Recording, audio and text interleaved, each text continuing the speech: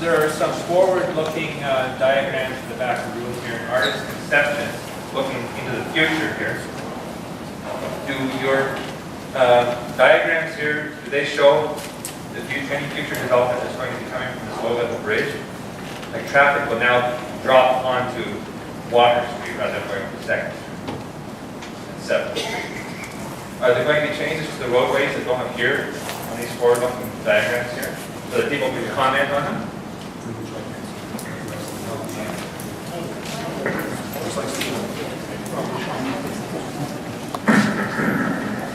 Maybe I'll start with a general description of what some of the drawings are around the room, and then I'll come to yours. So, some of the drawings that you've seen on the PowerPoint, there's two sets. This at that end and this end. So if you do break it in groups, there are a number of drawings there that show the specific areas, that shows some of the views, it shows the land ownership, service, and those issues.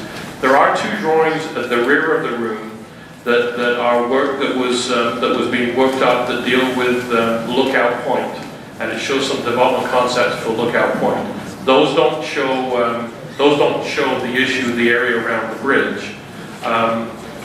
If I can describe in words, though, the issue of the bridge, what you will see with the, you recognize now that Brookdale Avenue has a big sweeping turn that turns into Water Street.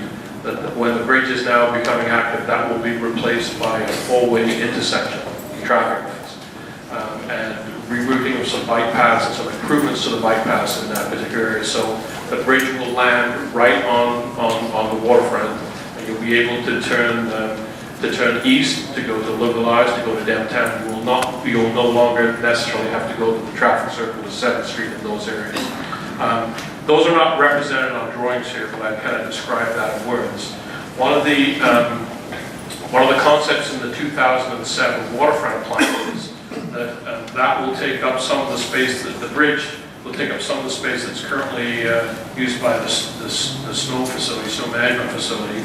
That may leave some of that land available for other forms of development. And what the plan has talked about, if we talk about the area we're going to talk about here today, the plan talks about opportunities for new urban, typically residential development on the oil tanks land, and talks about there may be some opportunity around the bridge landing to do that. And in some ways it's been talked about the bookends of certain opportunities for development. So I'm not sure if that answers your question. Those drawings are not here. They're available. It's just that I know there'll be a lot more traffic now on 2nd Street or on Water Water Street Street than there was. Are there going to be wider roads in that area? Is Ray Street going to change? Are there other changes that are down the line right now that you envision?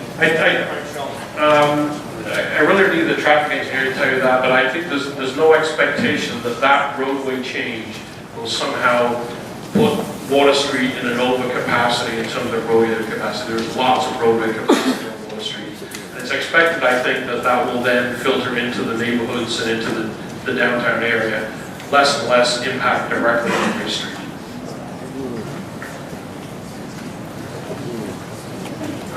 Thanks, Stephen. One of the bullets on one of the final screens that was shown there is mentioned about the taxes and land sale. Before that, provide tax land sale revenue that could be used for further waterfront public improvements. What land sale could go to that? Would that be waterfront land sale? Thank you. That's a good question. For example, if the site on the parking lot east of the complex was sold to a private developer, they would have to pay for that. The funds from that would be then used towards public projects. But that's only one example of. That's just one example. So if ever some lands were sold to public development, then the revenues would be put back, recycled into public waterfront or water-based projects, or public projects. But how can that be if the land is sold? I guess his point is that the money would return to the city. If the city sold some land, it would get that revenue, that's all.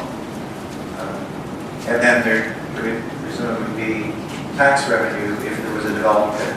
But we're now getting into, I think, the discussion element of the evenings You'll notice that there are 8 tables on 4 at either end of the room.